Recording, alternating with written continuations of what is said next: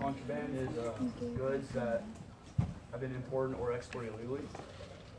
Contraband was a term used by the United States military during the Civil War to describe escaped slaves that came to the Union lines. The Union Army would not return the slaves that went to Union lines and classified them as contraband. The term came from Union General Benjamin Butler in Virginia, who refused to return 3 escaped slaves since they were considered enemy property and were captured by law. Butler called them contraband of war. Though the term was first used ever by William Budd of the USS Resolute, according to an official military record. The 3 slaves were Frank Baker, James Townsend, and Shepard Mallory.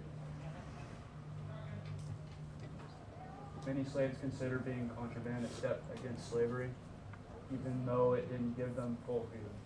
After Butler's decision, many slaves went to Fort Monroe to become contraband. Union forces managed over 100 contraband camps after the war, and estimated 10,000 escaped slaves applied to get the contraband status. Escaped slaves usually went to work at the camps or were set free. Many others joined the United States colored troops, which started recruitment in 1863. The Confiscation Act of 1861. This act declared that any property used by the Confederacy, including slaves, can be confiscated by the Union.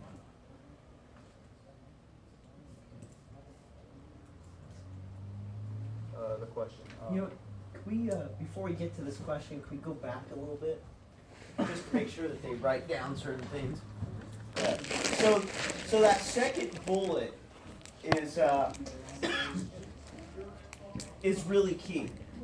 And because those slaves are contraband, they're not returned.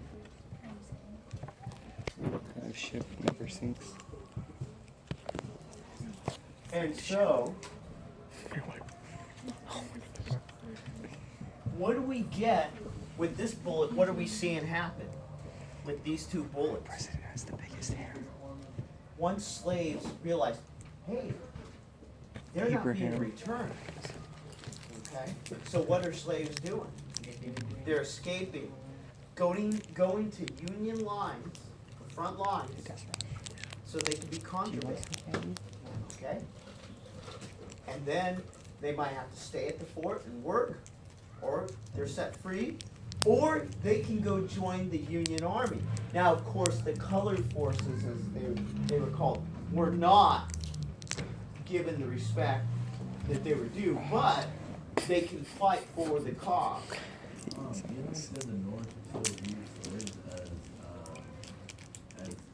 Rip Laffy Taffy.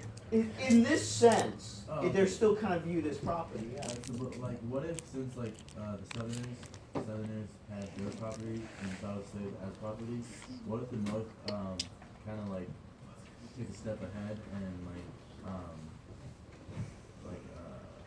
switched it up on them, basically pretty much using the South I can't put the word the South statement of them having the slaves as property. What if the North pretty much said, well, if they view them as property, why can't we just confiscate it? Yeah, and not necessarily viewing them still as property, but thinking more of it than the South, if you get what I'm trying to say.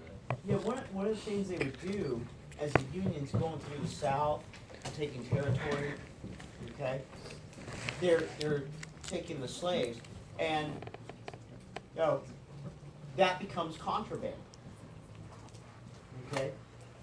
That becomes contraband. So those slaves become contraband, and they'll put them to work, or they'll set them free in some cases, or they're like, okay, you're going to help the cause, antennas, and you're going to fight. And many of the African Americans, the former slaves, okay, that are kind of freed because now they're, taken by the Union, they want to fight in the war. And an excellent movie, which we're not going to watch, Glory. Yeah, Denzel Washington, a young Denzel Washington. I'm sorry to take over your presentation. Okay, and the Confiscation Act, that might be a good one to know. Okay, we'll go to your question. Question, were they fully free or were they, or like the slaves in the contraband camps, were they fully free or were they still considered property owned by Southern men when the escaped slaves escaped to the contraband camps?